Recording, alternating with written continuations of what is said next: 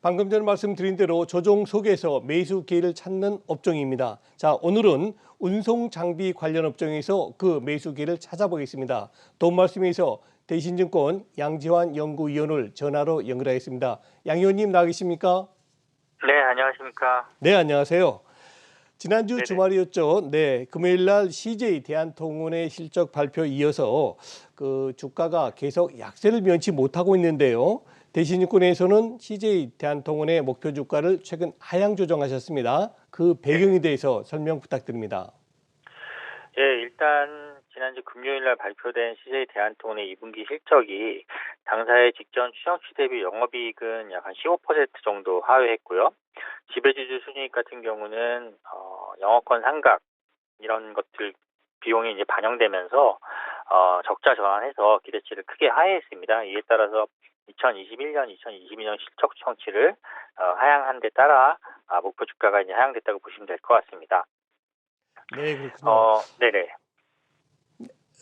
예, 그 말씀해 영업 주시죠. 쪽에서 일단 생각보다 이제 부진한 실적이 일단 나왔고요. 그 이후로는 CL 사업 부문에서 저수익 트럭킹 물량 유치에 따라서 영업이익률이 저희가 생각했던 것보다 기대에 미치지 못했다고 보시면 될 것 같고요. 두 번째로는 2분기 택배 처리량이 약 1.3% 증가하는 데 그쳤는데요. 저희가 이제 원래는 한 7% 정도의 물량 그로스를 예상을 했었습니다. 근데 6월 달에 큰 폭으로 이제 그 YOY로 월별 처리량이 마이너스로 이제 전환을 하면서 이러한 부분이 택배 쪽의 영업이익이 기대에 미치지 못하는 이런 결과를 냈다라고 또 보시면 될 것 같은데요. 하반기에도 일단 대한통운이 앞으로 택배 사업 쪽에서 마켓쉐어보다는 수익성 위주의 전략을 펼칠 것으로 일단 표명을 했기 때문에 물량이 이제 가파르게 올라오기는 좀 어려울 것 같고요. 이렇게 된다면은 영업 레버리지 효과가 좀 제한적으로 나타날 가능성이 있습니다. 그래서 일단 기존에 봤던 이익 전망치 대비해서 올해와 내년 영업이익 전망치를 좀 하향 조정했고요. 이에 따라서 택배 쪽의 어떤 수익성 개선 그리고 마켓쉐어가 어느 정도 회복되는지를 보면서 투자에 나서야 될 것으로 저희는 판단하고 있습니다. 네, 그렇군요. 반면에 목표가를 올린 기업도 있는데요. 대표적으로 효성입니다. 아무래도 효성은 잘 나가는 자회사 영향을 받은 것 같은데 효성의 목표가 상승 모멘텀도 같이 설명해 주시죠. 네, 효성 같은 경우는 지난주 금요일 날 이제 실적 발표를 했고요. 2분기 실적 발표 이후에 저희 회사와 같이 넌딜 로드쇼 기관 투자자들과 그 미팅을 좀 진행을 했습니다. 2분기 양호한 실적을 발표했음에도 불구하고 주가는 크게 오르지 못하고 지금 뭐 횡보하고 있는 상황인데요. 그 이유는 이제 그동안 주가가 이제 실적 발표 이전에 많이 상승했던 측면이 좀 있고요. 그다음에 계열사들 실적이 잘 나오면서 사실 이번에 효성도 실적을 잘 냈는데요.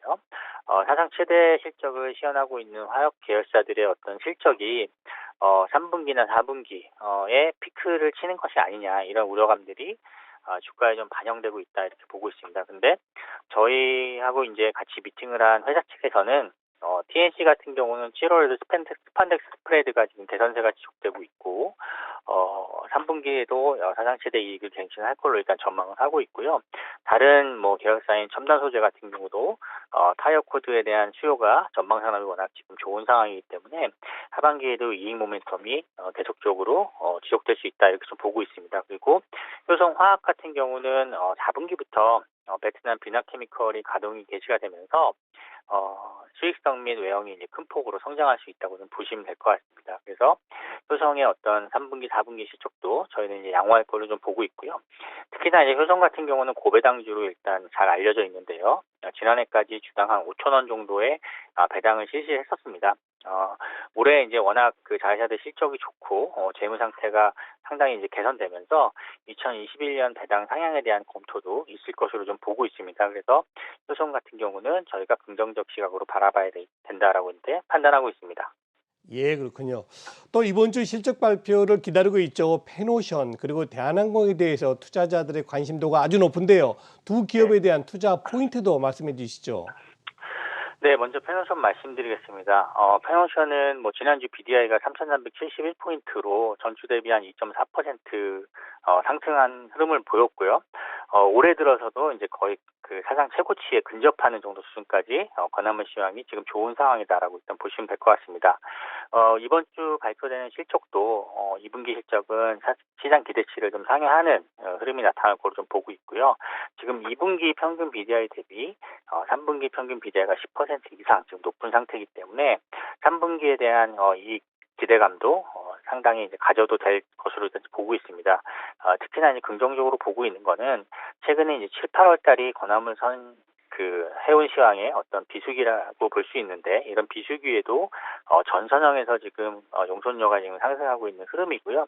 지금 지난주 케이프 사이즈 선형의 용선료가 데일리 한 36,000불 정도 수준이었는데 9월 초에 거래가 될 것으로 이제 선물 시장에서 거래가 되는 지금 가격은 약 4만 불, 10% 이상 오를 것으로 지금 예상을 하고 거래가 되고 있고요. 올해 연말까지 케이프 사이즈 선형의 용선료는 약 한 5만 불 수준까지 상승할 것으로 좀 보고 있습니다. 그래서 전반적으로 시황이 지금 상당히 좋은 상황이고 2분기, 3분기 실적에 대한 어떤 호실적도 기대할 수 있기 때문에 패너션에 대해서도 긍정적으로 좀 접근하셔도 될 거로 좀 보고 있습니다. 대한항공 말씀드리면 이번 주 금요일 날 이제 실적이 발표될 텐데요. 실적은 화물 쪽이 워낙 좋았기 때문에 시장 기대치를 부합하거나 소폭 상회하는 정도 실적이 이제 예상된다고 보실 수 있고요. 다만 이제 델타 변이 확산으로 인해서 국제선 여객의 어떤 정상화 이런 부분들이 좀 지연되고 있기 때문에 화물 좋은 부분들은 이미 시장에서 대부분 다 알고 있는 그 뉴스입니다. 그래서 이 부분이 주가에 미치는 영향이 상당히 제한적으로 좀 보고 있고요.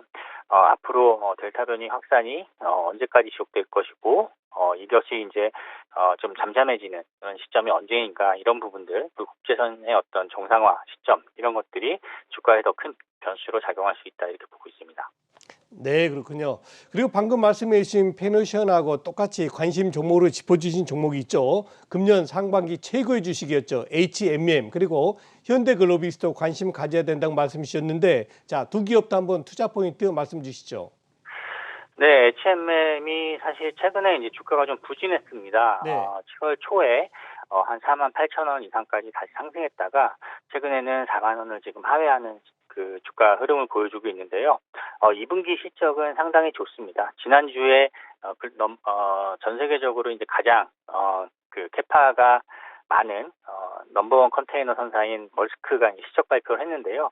1분기 대비해서 영업이익이 약 27.5% 정도 늘어났습니다. 그래서 1분기에 약 4조 원 정도의 영업이익을 냈었는데 4빌리언 정도의 영업이익을 냈었는데 2분기에는 5.1빌리언 달러의 영업이익을 달성을 했고요.